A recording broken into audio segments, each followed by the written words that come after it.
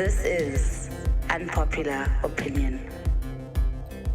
The African calendar is very important for us. This is the calendar that we used before we were colonized, by these Westerners.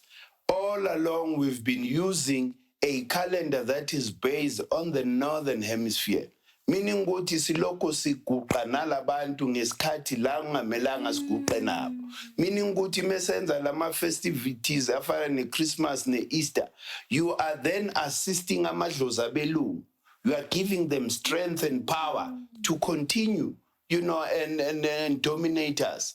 And when it comes to remember, Guti, there's the Northern Hemisphere and the Southern Hemisphere. Okay. We are on the Southern Hemisphere. Yes. We're not supposed to be using a calendar that is based on the Northern Hemisphere. Yes, because the climate and the seasons are different. They are different. When it's summer here, it is winter that side.